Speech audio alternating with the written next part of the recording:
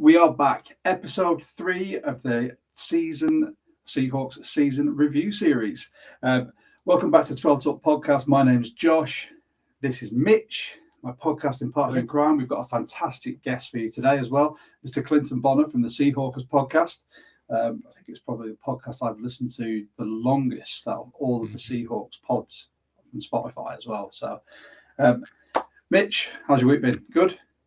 You excited? Yeah, really good week. I'm really excited. Excited for this pod. Excited to find out who our new offensive coordinator is going to be. There's some really, I feel like that's ramping up a little bit now. I think we're days out from finding out some clues as to what our OC is going and our offense is going to look like going forward, which is really exciting. Had a brilliant week at work. Everything seems to be good, apart from the fact that the weather in the UK is miserable, with storms on the way too. That is a bit shocking. But apart from that, everything is good. You all good? Yeah, good. Busy week at work as well. Just been looking forward to shooting this out with Clinton, because the last pod we did was fantastic, and this one I'm really interested to get his takes on everything. So before we jump in and bring Clinton on, big thank you to the UK Seahawkers. We are the UK Seahawkers official podcast. If you are not a member, you can join. It's £12 for the year for an individual membership, £20 for a family up to 4 at the same address. If you're outside the UK, it's £5 per person for postage as well. You get access to our meetups, which I'll be telling you all about in a couple of seconds. You get a fantastic bunch of stash as well. You can win field passes. There's 10% off at the pro shop, a plethora of things, and some awesome 12s as well from the UK. This year was all throwback related, so we've got a throwback patch, we got our wristband, your membership card, and this year we got an RFD card as well to stop our cards getting scanned. And as I mentioned, when it comes to our meetups, the national meetup this year is on the 3rd of May in Glasgow, Admiral Woods. We will be there, and as well as some members of our Discord. If you want to join the Discord, Mitch will be popping that link in the comments. But you can come along if you're a member of the UK Seahawkers. It's £5 per person. Pay it by PayPal. Get yourselves to Glasgow. Come have a good time with the UK Seahawkers, and come and meet us. Let's have a drink. Let's talk Hawks. And hopefully, if anyone speaks to us nicely, you want to come on the pod, that's what we're here for. Also, don't forget, Seahawk of the Month is back, and you can vote for yours as well. If you have a Seahawk you think deserves to be Seahawk of the Month, tell your chapter president when you get the email, and they will happily put it forward for you. And thank you to everyone for tuning in. If you would like to subscribe, hit the notification bell, helps us out massively. And you can also, as I said, join our Discord. Without further ado, though, shall we hit the intro and then let's bring in Clinton? Let's do it.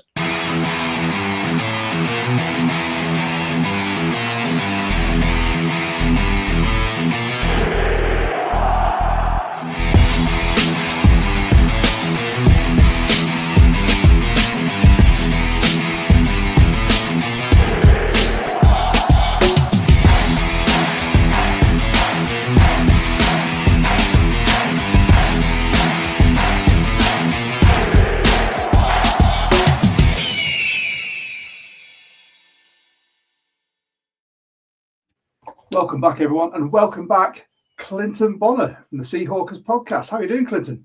Josh, Mitch, I'm fired up. Thank you for having me back. Mitch, I heard you say the weather was lousy in the UK. Well, I live in the new UK, also known as New England in the States. It's terrible over here too, bro. So at least we could share in that misery. We can share. New England, Old England, not so great. It's about 10 degrees right now, but and we're watching football instead of watching our Seahawks play football. Other than that, guys, I am still very fired up for what this season was, the season to be, and the fact the stupid Rams got kicked out last week. I'm a happy camper, guys. There was an amazing meme that was shared on one of our Discord channels, which was the Homer and Bart on the sofa. Yes, where Homer sort of patting the sofa next to it, and then it was just, I think it was us and the Cards, and then just patting next to it for the Rams. And I thought, brilliant. Oh, it wasn't even the Cards; it was the 49ers. It was commented that the Cardinals didn't even get a place on the sofa. Yes, that was the best part. It's like the Cardinals are off somewhere else, right? Nowhere fun either. Like somewhere terrible within Springfield, but certainly not the Simpsons couch, because the Cardinals are, what they're C rate, D rate. It's a bad organization. They've been bad for a long time, and their quarterback isn't very good. So we're in a much better position, guys, than those stupid Cardinals. So completely agree. And I'm looking forward to hearing how well you think we are positioned going forward, because we've got a few questions. We've been through this with our previous guests as well, but we want to get everyone's take on the sort of same topics, because I think it leads to a much sort of a broader spectrum when it comes to the answers, because different people have got their own opinions. Yeah. We've had a few that have been the same, sort of regarding sort of possible cut candidates and whatnot, but I'm intrigued to see what yours are, Clinton. So before we get started, for anyone who's tuned into us, but for some reason hasn't tuned into the Seahawkers podcast, do you want to tell us, or tell everyone, where they can find you, what you do, who you are? I mean, we know, but yeah, super. Absolutely. Thank you for the time to do it too. So best place where everything goes is the YouTube channel. And that's where we're concentrating most energies to try and grow that, because of, well, video is the best medium. If you slice it up, it becomes audio anyway. YouTube.com/Seahawkers podcast. And really, I'm here also representing Adam Emmert, Brandan Schultz, who were the two godfathers of it that started it. And then I had joined them about 7 years ago now, doing different shows. I'd say the real quick thing, if you don't know about the Seahawkers podcast in general, and there's other people that contribute as well that I should mention, Phil Leidick, Wilson Kahn, mentioning a bunch of different names. I'd say the one cool part, the really coolest thing, is that we really strive to bring unique content. So during the year, it's 5 unique shows, and they are wildly different types of shows. And then in the off season, the long off season, really good perspectives, I think, and just, good conversation. It's people seem to say to us, well, we come to you for the vibes and fun conversation and some humor, right? And but still getting perspectives that are honest and thoughtful. So that is what you're going to get with the Seahawkers podcast, I believe. And we're going to keep on trucking, because if it ain't broke, don't fix it. Yeah, damn right. Like I said, it's one that I have bookmarked, and I have hit the notification bell on YouTube for everything as well, because especially the audio format gets me through the long drives of my day at work as well. So absolutely love it. And we do have an avid listener and friend, I believe, of yours in our Discord, in Amy. Awesome. Speech house. Yeah. Well, she's the best. Amy, just shout out to Amy. I know she partakes in a lot of different Seahawks communities, and that's great. She's super smart, and she's very, very fun. I've had the pleasure of, eating pizza with Amy in real life after games and stuff like that too. So got to hang out with her while I was out in Seattle last couple of times. She's amazing. So very cool that she's part of your world as well. Yeah, she was a very welcome addition. She did share a nice photo of you guys at a bar, or it might have been a pizzeria where you're all together on our Discord. But yeah, so it's been amazing having her, and it's nice to see sort of the reach that we've got, and having people like yourself on as well. Just it's huge for us. Without further ado, shall we get into these questions? Let's see what we can dive into and what your opinions are. So firstly, how did Mike Mac do in his first year as a Seahawks head coach, or as a head coach in general? Yeah, very cool. I like numerics and go into grades, so I will go there. I throttled him to a B+ with the caveat that the plus came with the firing of Ryan Grubb. So it was a B throughout the year, because you can only fix so many things at once, right? It's year one. There was quite a bit to fix. And I think he did a really masterful job of getting what he needed to get the defense to where he wanted it, and then make tough decisions throughout the year. I think man-to-man, guys, if he could have changed offensive coordinators mid-season, I think he would have. I think, you just cornered him in a room and he had to tell you the truth, or truth serum time, or lasso of truth, if you will. I think he would say, yeah, I would have, after the Jets game, you name the game, right? But with time left in the season to see if somebody else could do it better, so he could have gotten that 11th win. With that, he was decisive. I think he was really strong with, we struggled for years with timeout management, clock management, and we saw that throughout the NFL season too, all the way down the stretch. Raheem, Morris and others in the playoffs, clock management, bizarre, no sense of timeout. Was the big one, I think. I said it last week. He didn't do an Eberflus. Yeah, exactly. So overall, though, guys, I think a very, very solid foundation. But I also give credit to the what he stepped into, there was a pretty good foundation already. And I mean, this goes all the way back for me to Holmgren and Paul Allen. And it really hasn't died. We had that little blip, but Jim Mora, but then between Holmgren and Pete, and now what the future looks like with MacDonald, I'll give him a solid B+. First things are first things. He fixed them. And I think the future's pretty bright. Yeah, I agree. I thought we should have asked other people to give grades as well. I completely agree with everything you said, especially the Grubb firing. I think it was evident, and we've said it on this pod multiple times, where it just seemed like Grubb had his own agenda, and regardless of what Mike Mac wanted from his offensive game plan, Grubb just said, yeah, fine, in every single meeting room. And then it got to game time, and he went, I'll just do my thing. I know better than you. I'll just do it. I know I can win games, and that was his undoing at the end of the day. Yeah, I mean, one quick thing there too was, for me, there was a bunch of different Seahawks podcasters and pundits that were like, oh, this wasn't a performance-based firing. And on our pod, I was like, well, what would you call it then? Like when that they might like each other all very, very fine. And it's like, oh, okay, well, really the Seahawks were middle of the pack. Fine. But this was a better offense on paper than a middle of the pack offense. And I realized we got the OL. We could talk about the line later. I just thought it was kind of weak when people are like, it really wasn't performance based. I'm like, you get fired after 1 year. It is performance based. It's okay to say it. It's not going to hurt Grubb's feelings. He's not listening, and he'll be okay. He's going to get a next job somewhere. Doesn't mean he can't be good, but this was performance based. It wasn't good enough. Yeah, I think even, sorry, Josh, you go. No. What I was going to say. Go, Mitch. I'm desperate. No, I just wanted to chime in and just say it depends a little bit on your definition of performance, because you can call performance what actually happens on game day in the metrics, but you can also call performance meeting expectation of what you've planned, what you've said is plan A, plan B, what you've discussed at halftime, what you're trying to change. That's all performance in terms of your application of what you've agreed.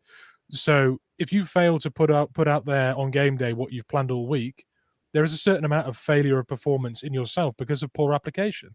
And that happened almost every game. So yes, even if you said, oh, Gino has had this kind of year, this many yards, JSN season, you look at all that and go, OC can't be that bad if this has happened. But in reality, if that wasn't the game plan you were planning, and you've underutilized the running back room, and you've not managed to scheme to hide some of the weaknesses of the O-line, then you have potentially had a horrible performance for me. Well, Mitch, I think, the one that I think exemplifies it the furthest too, it's not the fact that we scored 6 points versus the Bears. And why is it not that? Because it's Thursday night, the day after Christmas, you're traveling cross country in the rain. That's all true. And we scored 6 points. It's the fact that you ran the ball well in the first half. And then when the Bears made adjustments to shut down the run so that you could go to things like play action, so you could get stuff over the linebackers to open things up and blow them out by 2 scores and more, you didn't do that either. So it's like when you were scolded to go run the ball, you did it for a half, and then you still couldn't adjust mid-game to take advantage of a Bears team that basically gave up. So that to me is underperforming at the NFL level of what an OC has to do. So I'm with you, man. I think in the corporate world, halfway through the season, he would have been put on a PIP. Performance improvement. Yeah. And I think he might have been, like in some ways but you're right. In the corporate world, he would have been on a PIP, and then a quarter later, he would have been out the door with 4 games to go. And I understand why that can't happen year one, really, for probably from John Schneider's perspective. But I think, again, man to man, he probably would have let him go sooner if he could have. Completely agree. So, Clinton, question 2. Was there a standout moment for you on the field, off the field? Was there a sort of polarizing moment that sort of changed or summed up our season for you? Yeah, there is. And I was weighing, should I go positive? Should I go negative? I do have one for both. However, we did not make the playoffs, right? So we did not win the division. With this division was easily gettable. And kudos to the Rams for taking it as far as they could. They had a good season. I'll say that. However, I think the biggest one for me, guys, is the overtime loss to the Rams. where we're sitting at 3rd and 1 and 4th and 1. We're marching down the field and we can't get a friggin' yard. And that's the season in many, many ways. It is a single yard, being able to execute in short down territory, convert, keep going. Because I think if we convert that ball the way the momentum is going, we probably win that game. And if we win that game, the Rams are done. They were cooked at that point. We let them back into the season. So in many ways, Mitch and Josh, to me, that was stupidly emblematic of our season, an inability to get 1 yard 2 times in a row in overtime versus our biggest rival of the year. How about you guys?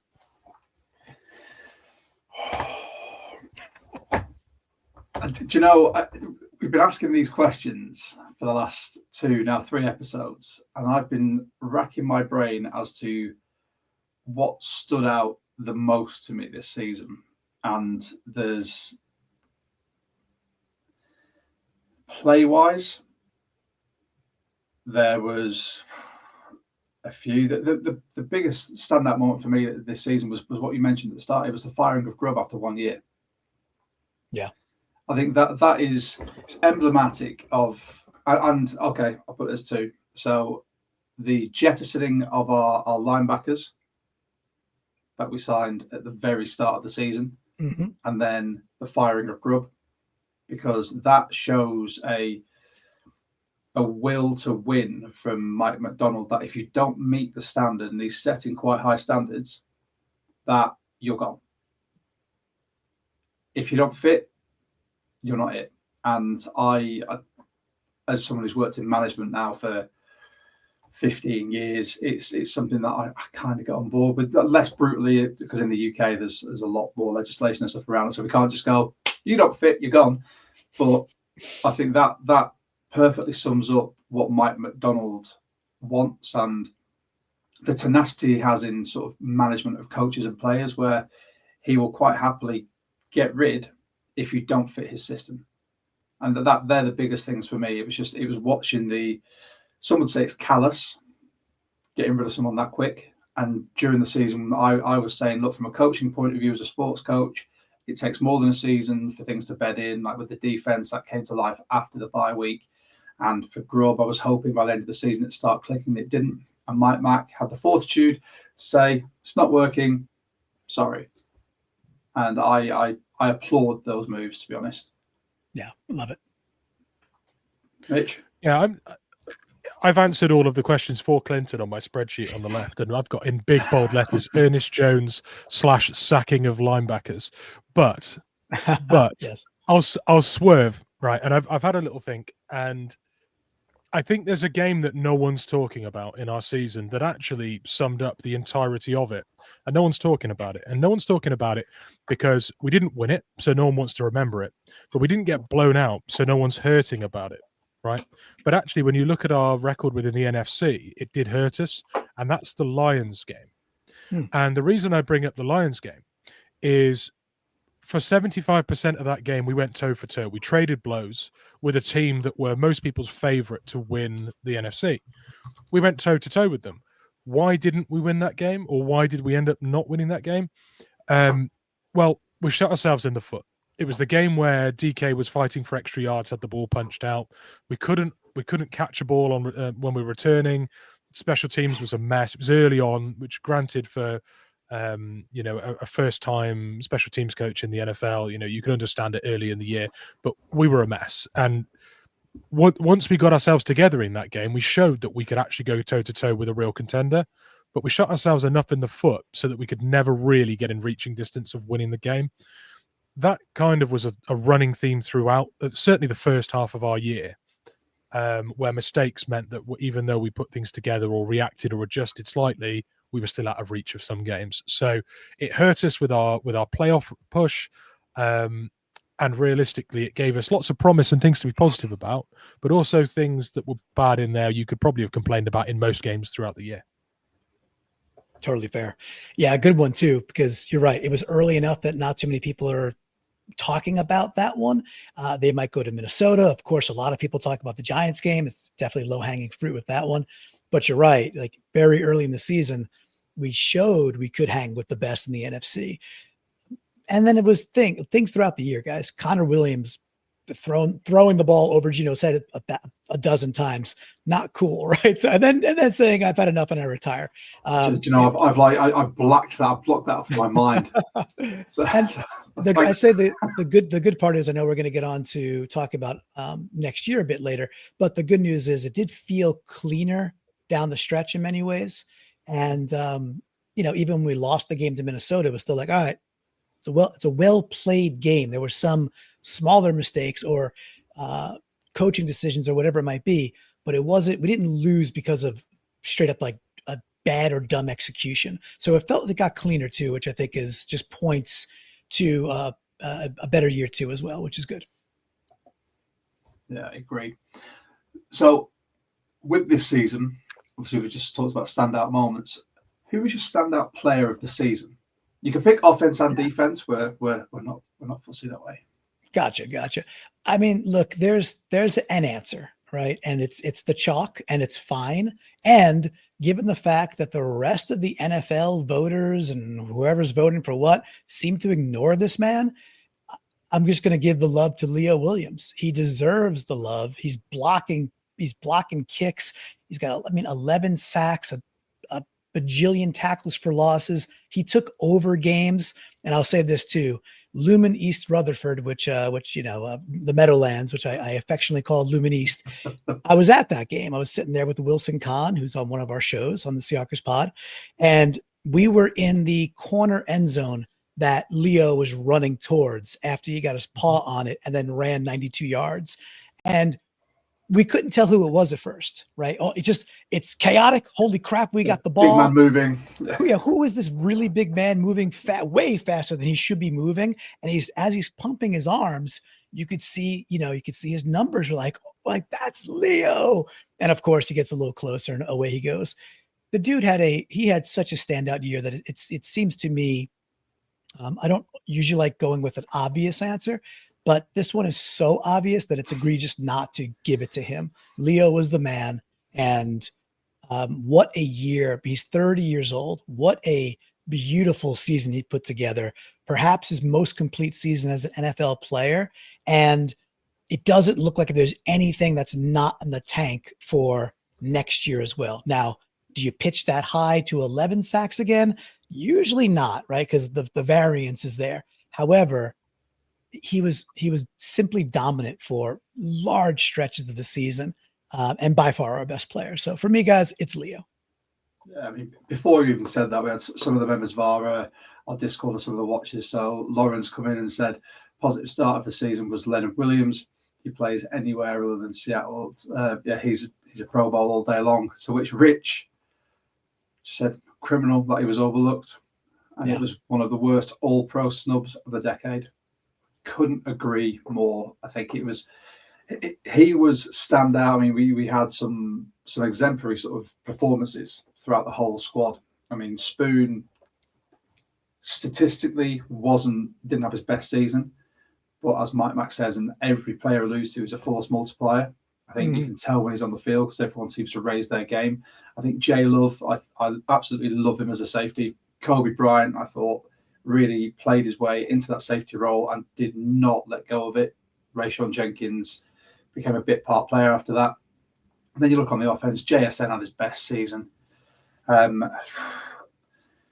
Gino, for better or worse, there were worse quarterbacks there in the NFL.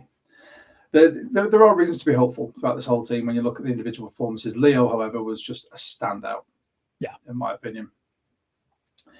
We agree. I agree. Those are my two, by the way, I've got down as well. Yeah. Got Leonard Williams and JSN. I mean, I know that it's Clinton here to answer the questions, but they're literally the two on my sheet. I don't need to add anything to this. No notes. All right. So if he was your standout player, which player are you most surprised about? You mentioned better him. Or worse? Yeah. For the better. I stuck with for the better, and you mentioned him in your answer there too, Josh. For me, it's Kobe Bryant, and for several reasons. And it's people always talk about a quarterback like Trevor Lawrence, where it's like, oh, they changed OCs and they changed coaches, they changed OCs, and how could the guy possibly get a handle on what's going on? And by the way, I think a good coach and a good OC can absolutely, quote unquote, fix Trevor Lawrence, because I think the talent is still there. Kobe Bryant on the other end gets drafted as an outside corner who's used to playing with the boundary. He's opposite Sauce at Cincinnati, so he gets targeted all the time. He's an award-winning corner, but he doesn't have the exact speed skills and some of the stickiness that other corners might have. Okay, the Seahawks take him, and they immediately move him into the slot, which I never understood. I was like, I don't understand this. He's not sticky enough. He doesn't have that kind of slot-like quickness. He could hit. He could keep things in front of him. And he kind of meandered, right, for those first couple of years. And this, I think, is the MacDonald effect in a really cool way. MacDonald gets great play out of safeties. And we saw Geno Smith get a big contract and go off to, I think, Cincinnati, right, after getting all those interceptions. Kobe just stepped in. And like you said, with Jenkins, he did not give the job back. He got gifted a couple of interceptions, but that's what happens with safeties. Your front four creates something. There's a mimicked blitzes and all that jazz. You're not really blitzing, but you're causing pressure, and the ball sails, and he's right there. But also his propensity for the peanut punch. He's a solid tackler. Just a good sense of. I felt like when he was a boundary corner, when he had like the boundary to operate with as a kind of his friend, he understands how to operate with space where it's kind of conformed. And if you're a safety, I think you start to get a little bit of that cushion in a different way, less side to side and more like a depth way. But I think he just took really advantage of that. And I was excited, man. He made me a believer, guys. And I was a critic previously. So I'll eat it and say, I think I was wrong. I think he's soundly into extend territory, and he should go into 25 as one of two starting safeties. And I don't know if you guys feel similarly. Agree. I was firmly, and Mitch knows this, I've been podcasting with me every week. I was firmly in the not sure camp with Kobe. I said it last season. He doesn't have the elite quickness to be an outside corner in the league. Moving into safety, however, with his vision, his tackling, his propensity for the peanut punch, just being able to diagnose a play was such a perfect move. And let's not forget, the move wasn't orchestrated by MacDonald. It was something that they did season before with Pete Carroll, but I don't think he had the right coaching to be able to really grab hold of that role or understand it. Whereas, like you said, Mike MacDonald, with what he did with Geno Stone, he just brings these safeties and he makes them play such an effective brand of ball that it's impossible for you to overlook them. And with him and Julian Love as our safeties, hopefully moving forward for the next few years, I think we're pretty set there, unless we end up getting some superstar randomly through the draft. Mitch, you're pulling that face like. I just there's something that Clinton said. I just have to come back to it. You mentioned the couple of easy interceptions for Kobe Bryant, and it just made me think back to having a strong safety in our lineup that had gloves that looked like they were full of carrots and just couldn't catch. Honestly, couldn't catch a cold with his torn labrum and his broken fused fingers. Yeah. Like, at least we've got a guy in there with some dexterity in his paws now, and I can actually bag an interception. That's something in itself, right? No, I think you guys would say fair play to that, perhaps, right? So so well said, well put. Yeah, we've suffered through balls off of face masks. Like, oh, you do realize you have hands, right? So well said, Mitch. Hey, the opportunities that were there for interceptions, he capitalized. How about that? 100% agree. Love it. So the next question is about our rookie class. So open season on this. There's a lot of differing opinions. How do you feel overall about the class? And are there any players in there you'd like to sort of have your say on, negative or positive, either way? I'll start with the positives, and I'll leave the front part alone for a second and say, hey, I feel like in any draft, if your fourth round, you walk away with a starting tight end and a starting linebacker, then you've had a very good fourth round, right? So, AJ, and those are two of the biggest surprises of the year. AJ Barner, to me, looks like a very solid NFL tight end, and the type that Seattle has won with in the past, where, and this is not the Jimmy Graham type, right? Not where we got to go sell our offensive line down the river to go get Jimmy Graham, who, by the way, was a pretty good Seahawk. It wasn't his fault. He put up pretty good numbers. But the other types that were there when we were, winning championships and going on deep runs, he's solid. And he's to me, I thought he was a very solid inline blocker, enough kind of grace and movement. And what I like too is you could start to see towards maybe halfway through the year on, or like the last third of the season, you could see that the trust with Geno around the goal line was getting there too. And he got more opportunities. He didn't miss, so enough dexterity. We were talking about that earlier, to get his feet down, to just corral some tough past the back of the end zone.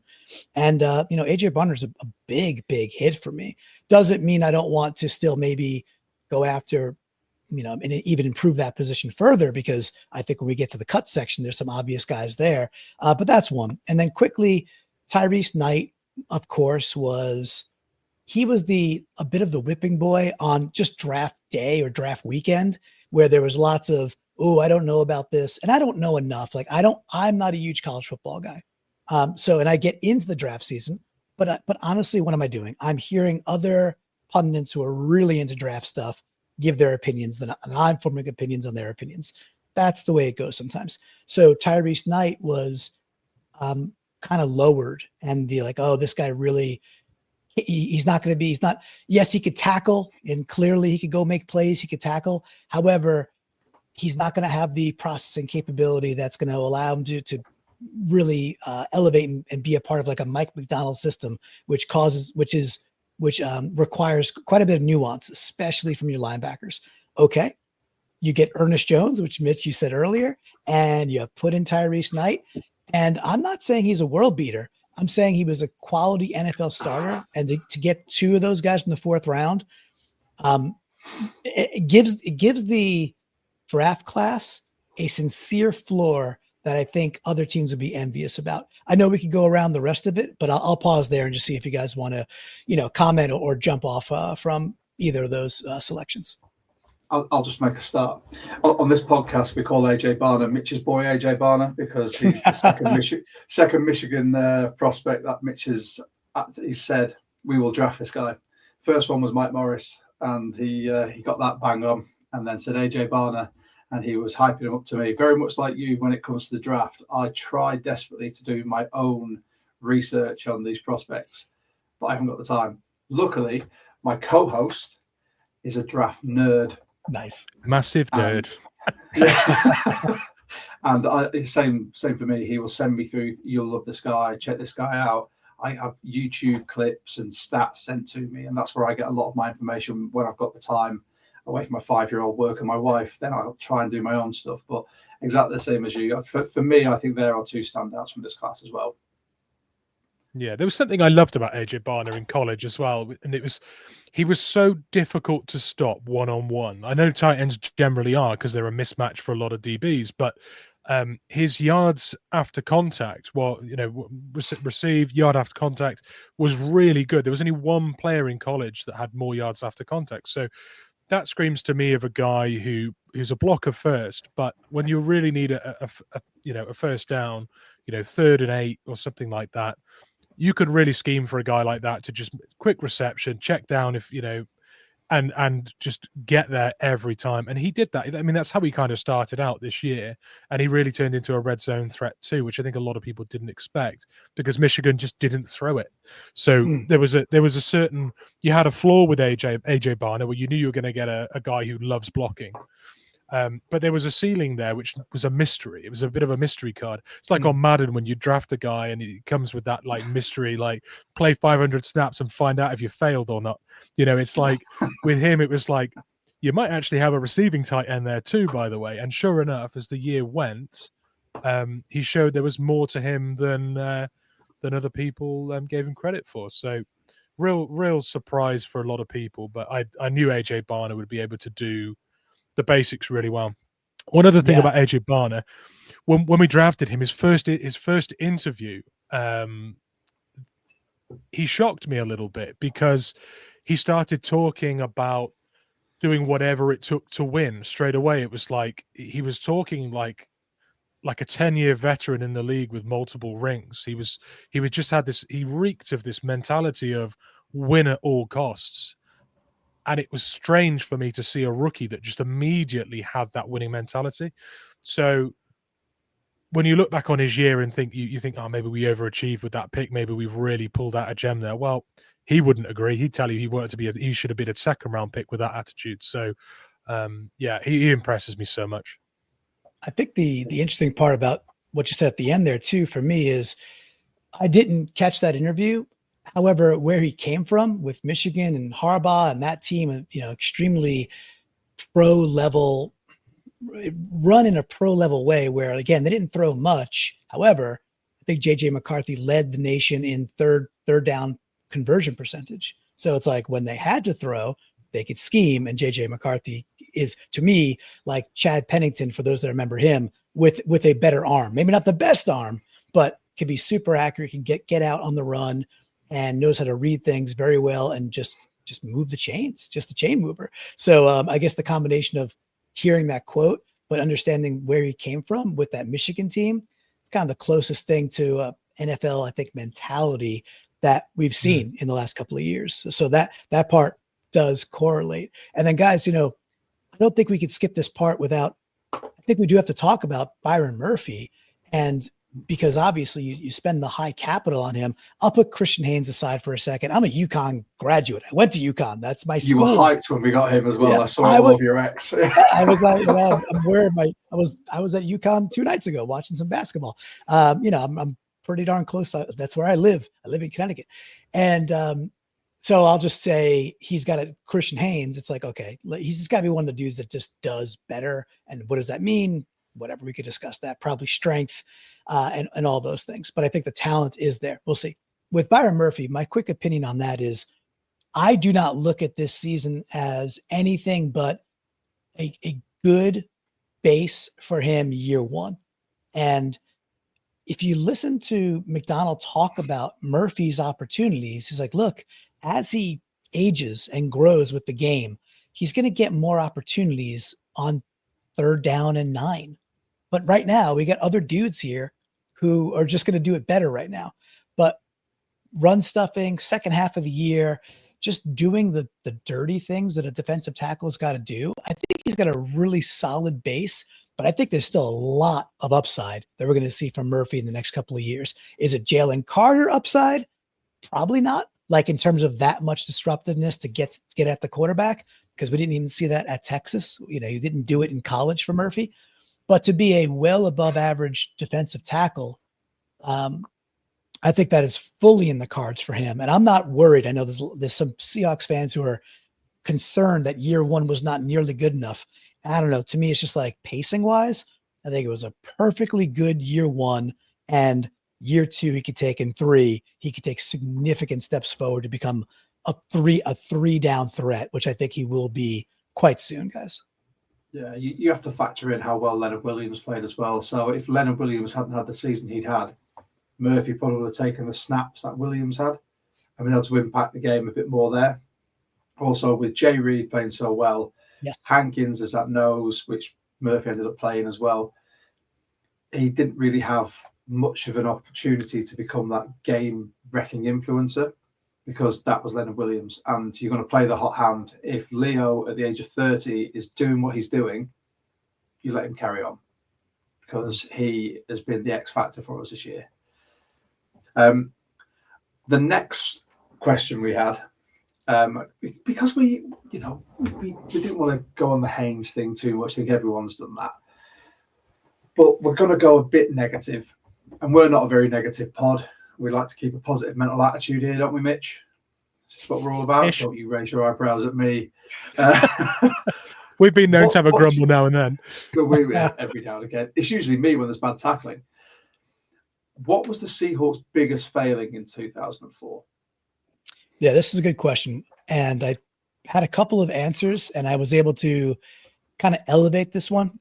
So when we hired Grubb, and so back on the Seahawkers pod, we talked about Grubb, and both Adam and Brandan were very skeptical. And Adam spent an entire episode laying out how likely unsuccess, I know it's a really bad sentence, but how likely it was that Grubb would not be successful just based on history of peeling a guy in from college. And lo and behold, he was right.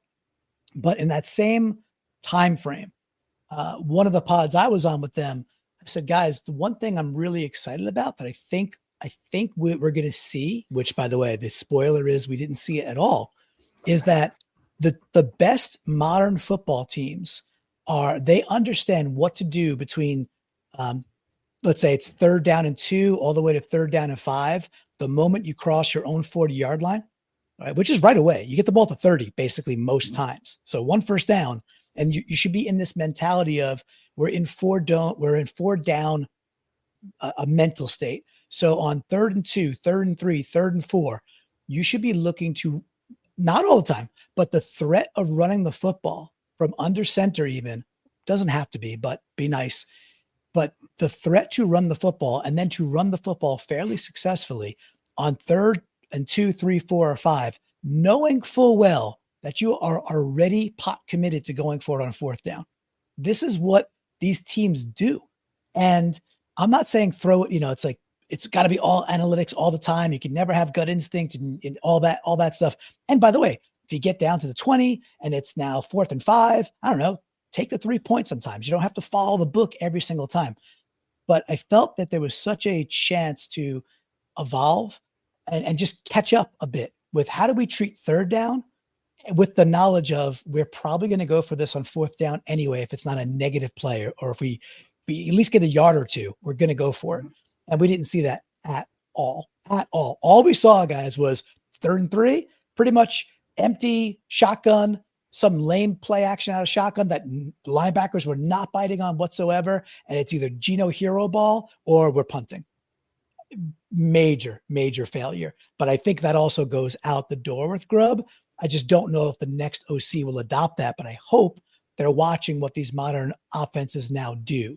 To me, that's a huge opportunity to get better. Yeah, agreed. I mean, you look at the Lions, even though they got dumped out of the playoffs, Dan Campbell's come out and one of the things that he wanted to instill in this team was the lack of fear for a 4th down. So that's why they were running and passing on 4th down, because he wanted to keep doing it. We seem to did have a 4-down mentality. We got to 3rd down, and like you said, if it was play action, no one fell for it because we weren't running the ball consistently enough. So that was a dead duck straight away. Yeah. But we should have been running it down people's throats. It should have got to the point where it was 4th down. If it was 4th and 3, we should have been going, let's just go for it. We did it a few times and reasonably successfully. But I want to see more aggression when it comes to those play calling. I want people to actually have to look at our offense and go, right, so this could either be a throw, a run. I'm not sure where it's going to go, and have the chance of success going. If we can't convert 3rd downs, convert 4th and just keep the drive going. And that's been our biggest stumbling block for so long at the moment. Conversion of 3rd downs, and this season, just the absolute lack of a quality run game with some quality backs. It's baffling. I think it's interesting to compare the kind of defense that Mike MacDonald likes to build with the kind of offense that we designed, because I can't help but think that if Mike MacDonald was scheming to stop our offense, he'd have the best game of his life. If you don't threaten the run, you become very predictable. And if you've got a good defensive coordinator and you're not and you're playing predictably, you are not winning that game. He must have looked at what Grubb was putting out there and have thought, I'd stop this in my sleep. Honestly, it was if you don't threaten the run, it kind of just it halves the playbook for the defense. It's like, okay, well, forget pages 7, 8, 9, 10, 11. Like, we are literally on like there's only a few pages left. Like, it's going to be one of these. It massively simplifies your task. So I was really disappointed with so many calls in the red zone, so many calls in up at our own end zone as well. Some of the things they were asking Gino to do, I just thought you've given him no chance. The one that really stands out is that interception that came off Charbonnet's hands. Where do you remember the one? It was like, well, we never had hope there. You know, the play calling was appalling for me. There was a lot of challenges there, and you know, you guys are overseas for me, and of course I'm sure you probably know and listen to Seattle Overload with those guys, right? With Matty Brown being over there and Griff. It was like week 9 or week 10 of the 18-week NFL season, right? So maybe game 8 or whatever. And they're sitting on their podcast being like, Grubb is signaling exactly what he's going to do by the way the quarterback opens. I mean, so that they're picking it out. So to your point, Mitch, like they're able to flag it halfway through the year, being like, these tendencies, they 99% of the time do not break tendency. So therefore the linebackers know this is not a handoff. They're just going into their hook drops, and there goes your play action. It's dead on arrival, you know? So it's like, and these guys know ball for sure. Matty and Griff know their stuff, obviously. Cool. But if they're picking it out, your point, Mitch, is I just can only imagine what the conversations were like inside the VMAC. Be like, we've got to break tendency. We've got to show different things. And that's what was, again, for me, why I go back to, I think MacDonald would have made changes sooner if he were allowed to. Yeah, I think from a synergistic, sorry, I'll let you get to your point in a minute, Mitch, but from a synergistic coaching point of view, if you've got an OC who has these tendencies running the same plays, and Mike Mac as a head coach and defensive guru, you'd anticipate, this may have happened, Mike Mac went to Grubb and said, look, if I put my DC hat on and I'm looking at what plays you're calling game to game, I will tell you exactly how I'll nullify them every single time. It needs to change. And this is where I'm really starting to lean towards I think Grubb may have had a bit too much of an ego with his play calling, because if those conversations happened and your head coach, who was one of the most respected DCs in the league, is telling you that, you'd go, just from a personal development standpoint, you go, right, something needs to change. In order for me to succeed, I need to take this feedback on, and I need to alter what I'm doing, and then hopefully success will breed from that. But it just didn't seem to happen. So it's a big bugbear of mine from a sports coaching point of view, not listening to other coaches and taking it on board. But anyway, less about Grubb. Mitch. Yeah, let's brighten it up. So what reasons can you give us to be optimistic for the future? What's your silver lining on the season? What is the lighthouse that you're what is the hope? Where is that coming from? Yeah. So in my other stuff I do in life, professional career, I deal a lot with like digital experiences and UX and things like that, right? So you could look at data and understand where do things fall apart, and having kind of a first problems come first mentality, like, okay, this is the biggest problem. Like if you're examining a user flow on a page, like 82% of the people abandon this journey here. All right, well then go fix that friggin' thing first before you start looking at other details where you're also maybe bleeding some people, but not 82% of them in that example. So I say all that to say, I can look at this year, and between John Schneider's changing of the entire defensive arsenal from like the 2022 season through the 2024 season in terms of what personnel was out there, and then what Mike MacDonald did from the last 2 years of Pete Carroll, who I freaking love Pete Carroll, but really the Clint Hurt era of Pete Carroll, and then what he did in year one with, Josh, you said earlier, getting rid of the linebackers, making some crucial and tough decisions midstream, which is hard. I could look at all that and say, I believe they fixed the number one problem this team had. Now, what does that mean? And a different number one problem emerges. That's okay. That's what naturally happens. You go down the line and look at what is next. But this is a top 10 defense as it stands. It could still get better, right? There are ways for it to get better. And I believe MacDonald will pursue them, of course. It's what they do. But guys, like, you don't have a leg to stand on. You can't make a deep playoff run without being able to be pitching towards top 10 in the NFL from a defensive perspective. You cannot go into a game seriously next year versus a year 2 Jaden Daniels, or let's say we end up facing Buffalo in the Super Bowl next year. That'd be awesome. Really, really cool problem to have. You can't go against some of these top tier quarterbacks with a 20th ranked defense. You're done. The game, you're not winning that football game. It's over. You're not winning, barring a major injury. So you have to have that A1. We fixed that. It was really pretty solid. And I think there's green shoots in important places that show me it could even get better still. So that to me is enough optimism. I think there's plenty of talent on the offensive side, and we've already made a decision to try and get the offense better. So let's see how that goes. But again, first things first, guys. I like it. Like it. Thanks. My note on my sheet, not that it matters because this is about you, but I put being high conviction about what the problems are and not being afraid to make cutthroat decisions. That I think bodes really well, and it kind of ties into what you're saying too. I think they identified things quickly and they weren't afraid to back Mike Mac's call on cutting players, and obviously Grubb as well feeds into that point too. So that's where my positivity comes from, which is a strange positive, firing people, but when they're bad for your team, it is a positive. Silver linings on everything. Yep. Yeah. So, cut candidates. Do you have 3 potential cut candidates or players to be traded? Who do you think might not be wearing the green and blue next year? Yeah. So on the trade front, not specifically right now. I know there's lots of should we trade DK, and I could talk about why I don't think that's a great concept versus extending him and what I think you could get from an extension versus a trade with dead money you got to deal with anyway. So, there's the obvious. Everybody loves Tyler Lockett.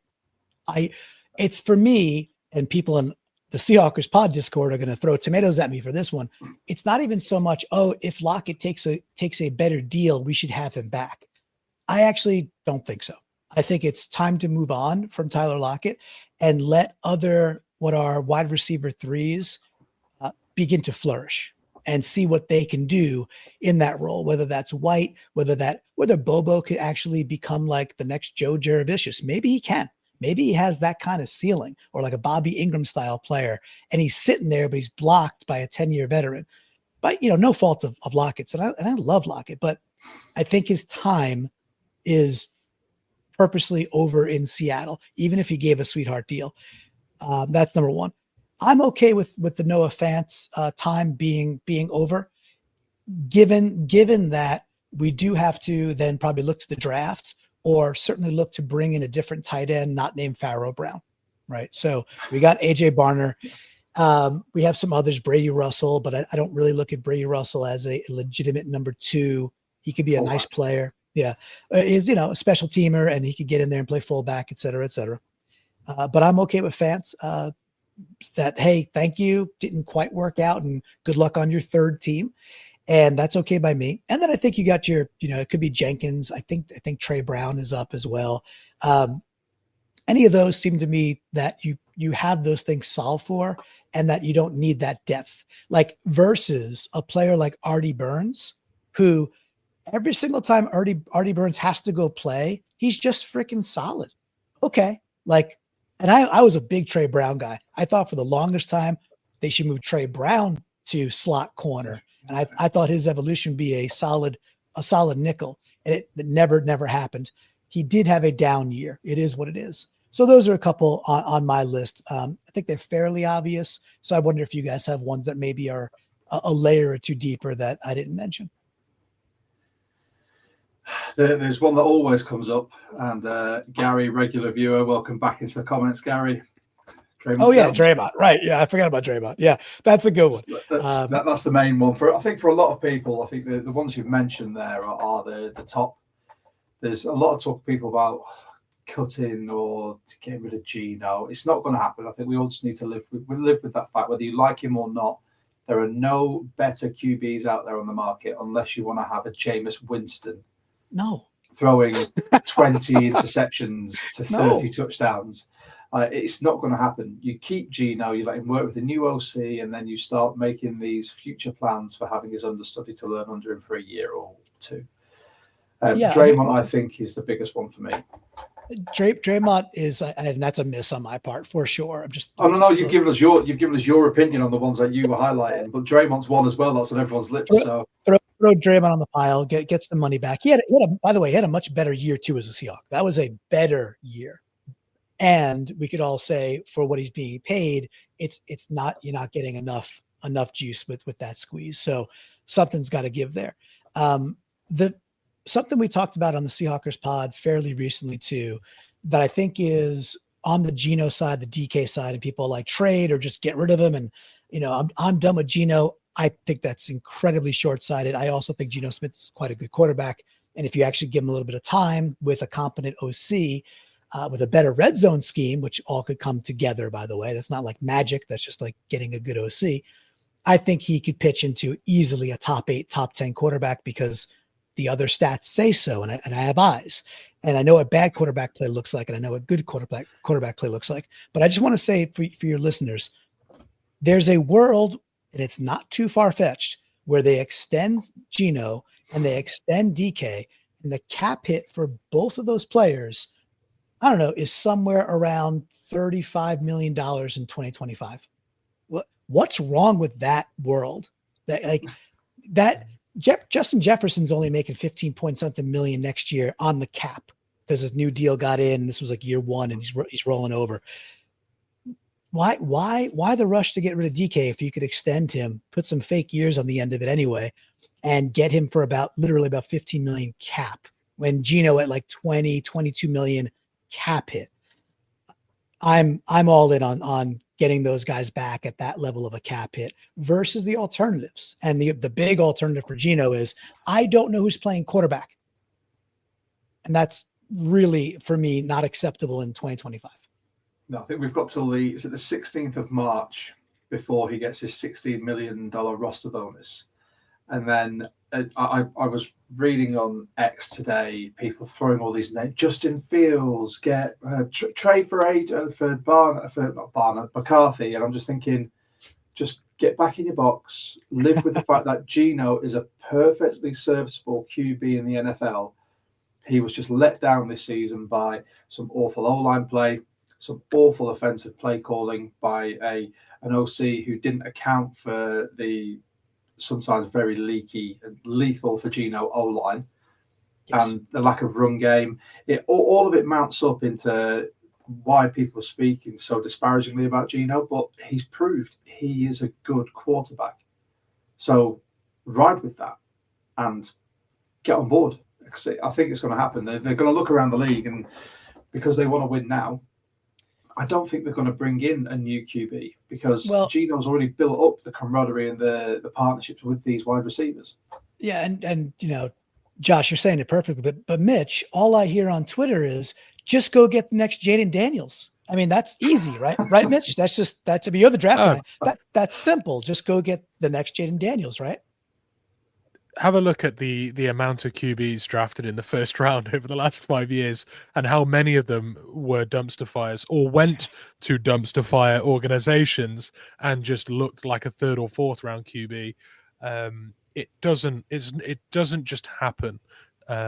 Unless you're picking in the top 5, you really don't have much of a shout to get that quick fix. And even when you do, you might still get Bryce Young or Caleb Williams, who are incredibly talented, but they weren't able to really put it together in year one, possibly even not in year two.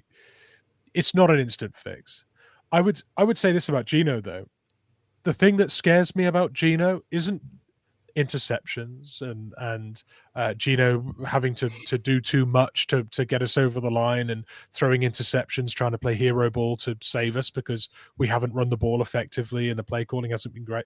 What scares me with Geno is a new OC comes in, works perfectly with Geno.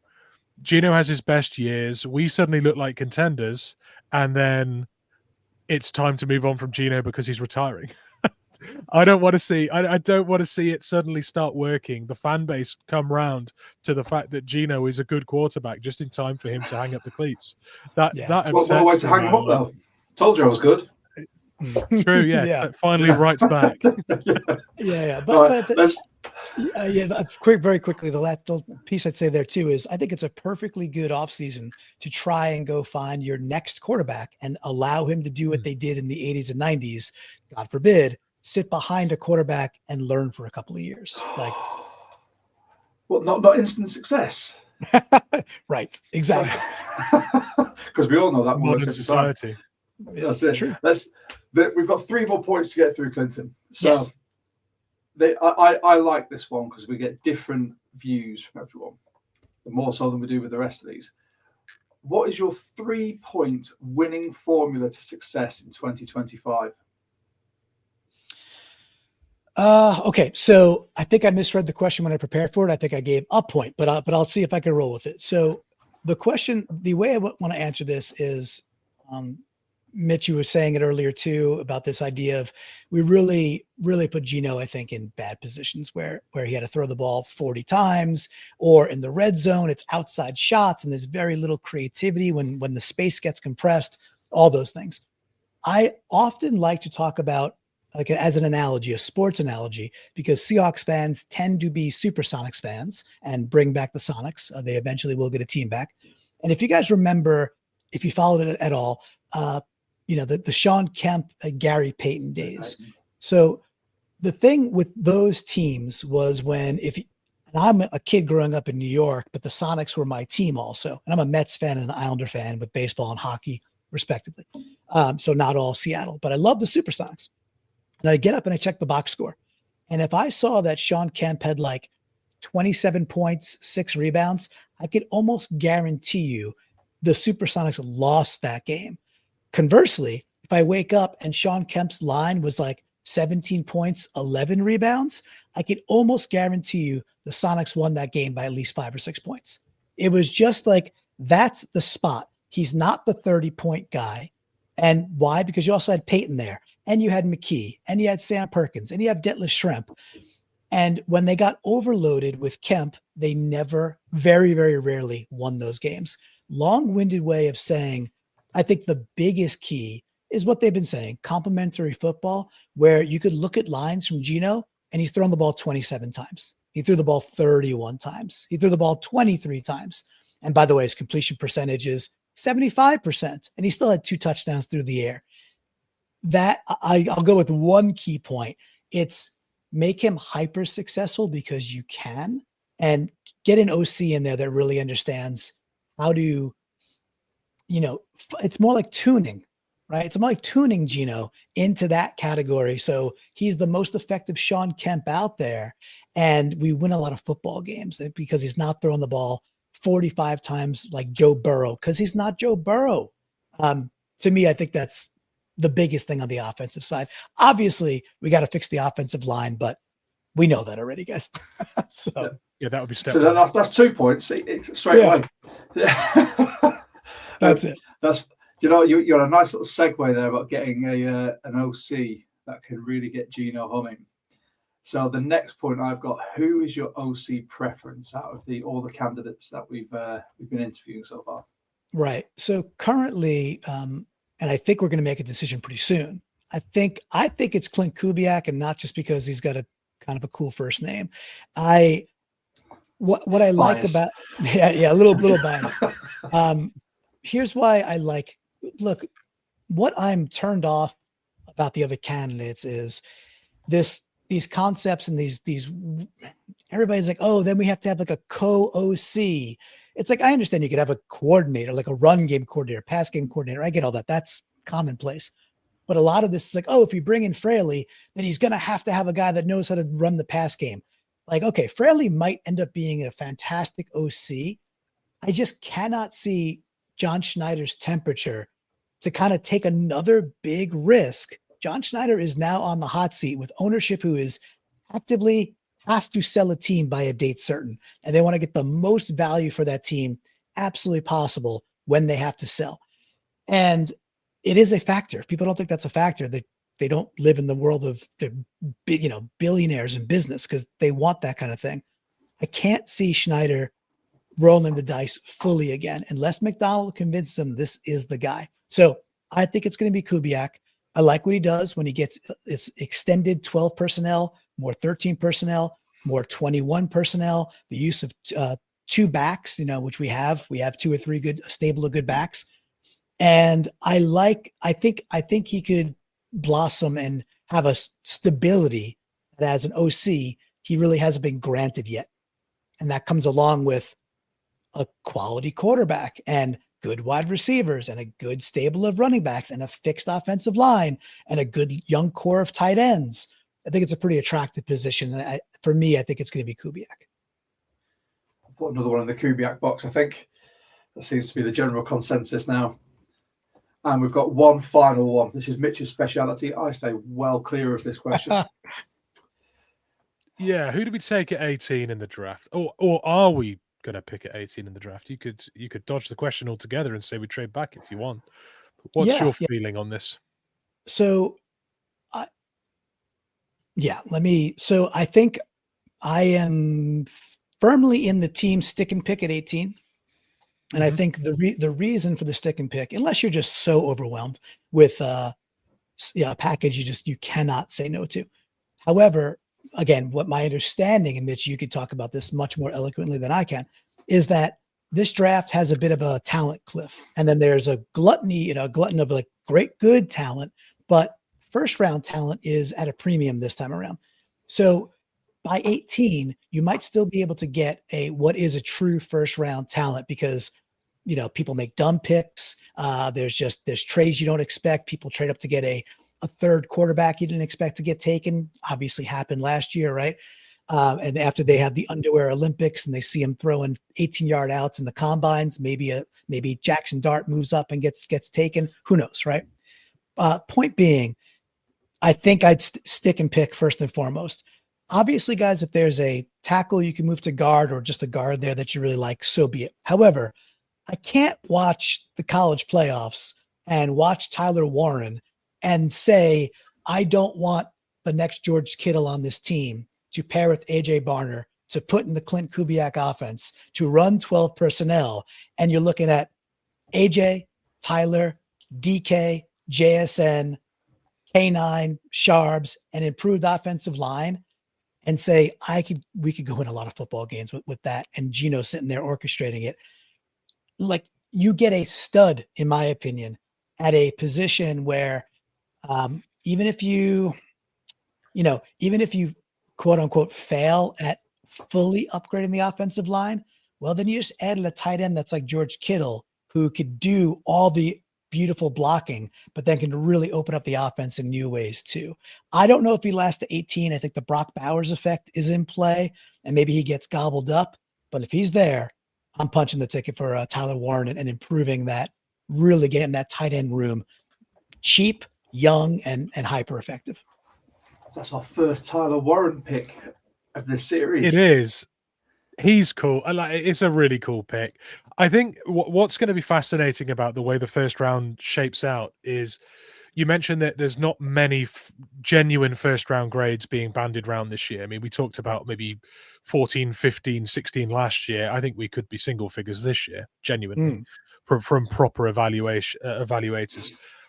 However, the problem I have with the 8-9 first round grades is they're being given to tight ends, to running backs, to quarterbacks that I don't think really in previous years would have gone top 10. And when you look at that, there's so much room for things to move, because someone who's needy for a tackle takes a tackle that again could have been a 20 to 30 pick in a previous year. So some of these guys might fall due to positional value, even though they are genuine first round graded players, which might mean someone like Ashton Genty goes to the Cowboys, who pick they pick a few spots before us, which would be unbelievable for them, because they've needed a proper running back for some years, and he is going to improve anyone that he goes to. So you're right. There could be some proper players falling to us just because people want to take higher valued positions in the top 15, so those graded players fall down. So I think he could fall to us, Warren. He could be someone that we really get excited about before our pick gets announced. And also, let's face it, John's not going to take a guard. He has to overpay at 18, right? Over getting an absolute steal. We know he likes to wheel and deal. So, someone falling to him that he's got a first-round grade on, overtaking a guard and having to pay the guy. I can't argue with your logic, honestly. Funny. I think accurate too. And hopefully, I would say this last thing about the heading into the draft. Go figure out one of the guard positions as an upgrade, or center. I think they're all in play, in my opinion. Go figure out one of those three: left guard, center, right guard, via free agency before we're dreaming of who's at 18. It would set things up to give more freedom, which I think John actually does a pretty good job of taking care of business, at least so he feels like he could take best player available, which I don't actually argue with, right? So that would be kind of cool. Let's shift some dollars, go get a guard, even if it's, hey, go get Mekhi Becton. Like, he's tearing it up and clearly resurrected his career outside of New York and has taken to the guard position. Cool. I don't care if you got to overpay, quote unquote, overpay for Mekhi Becton. You solved the problem. You have a guard. Like that's the thing you got to go do. Speaking of first problems first, free agency. We need to go get a guard. Has to happen. Agree. That's a question we've not even got in this question, so we might have to add that for the next guest. With that, I just want to say a massive thank you, Clinton. Before we sign off, for anyone that's tuned in later, do you want to tell them where they can find you and the Seahawkers podcast? Yeah, best place, youtube.com/Seahawkers podcast. And again, during the year, 5 or 6 unique shows every single week that kind of carries you through. And then the off season, typically 2 to 3 shows a week, just doing a lot of the fun stuff. And actually, Brandan and Adam are headed to Dallas, Texas. They're going to the Shrine Bowl this year. So they're going to be hanging out with the guy. Yeah, they're going to be hanging out with EJ and Brett Coleman from Bootleg Football, which is tremendous. And so they're going to get a lot of access to some of those players. So we'll have some fresh content from Shrine Bowl coming up later this month too. Excellent. I know I'll be listening to while some of my car journeys, seeing clients for work. Again, thank you so much. For anyone who's tuned in, if it's your first time tuning in, thank you so much. Thank you, Clinton, for bringing along your fans. If you like what you've heard, we're going to be running this series for the next few weeks with some fantastic guests coming up. You can like, subscribe, hit the notification bell for us. It really helps our channel grow. And if you do want to speak to us and to us from around the world on a regular basis, we also have a Discord. It's free to enter. It's the pin post on our X. The master of the Discord is on the far side of the screen to me, Mr. Mitch. And we've got a great group of people that are constantly coming in. We seem to be picking up people every single week, and it's a great place to come and talk Hawks. And obviously, the Seahawkers podcast, you've got a Discord as well. I think it's you need to go into the Ring of Honor, is it first? Yeah, for us, it's a paid thing. So Patreon, so getintheflock.com, and then folks who, I think it's $3 or above, gets folks into the Discord, which is a lot of fun. But I'm telling you right now, I'm going to join at some point. But I'm going to take the first step. I'm going to, after this meeting, I got one more meeting. I'm going to join your Discord, come say hello, and start interacting with your good people, just to bandy about, and also learn from Mitch. I want to learn, because I need a draft nerd in my life. Mitch, you're my draft nerd now. Oh, dude, you have him. You've got Bryce Coots from the Hawks on Rundowns in there as well. We've got a separate channel for Draft Talk. It's one of the, I dip in, I read stuff, watch videos, and then I quietly go back into the hedge, Homer Simpson style. That's kind of it. But from me, from Mitch, from Clinton, thank you everyone for tuning in. By all means, you can share this episode, go check out the Seahawkers pod. And we'd like to finish with Go Hawks. Clinton, would you like to join us? Go Hawks. Go Hawks. Go Hawks. I want to take a minute just to introduce you our charity partner for the pod, the Robin Cancer Trust. The Robin Cancer Trust is the UK's germ cell cancer community. For those who don't know what germ cell cancer is, that is testicular and ovarian cancer, and the RCT was set up following the family tragedy, which sadly saw them lose their son and brother to germ cell cancer. Germ cell cancer is something that can affect anyone at any time, and the RCT, Robbing Cancer Trust, do a fantastic job creating awareness through the various campaigns like Talking Bollocks and Not Overreacting. If you or a member of your family have been affected or think you may be affected by it, please visit their website, therobbingcancertrust.org, to see how you can spot the signs, how you can manage it, and become part of the community. And if you'd like to help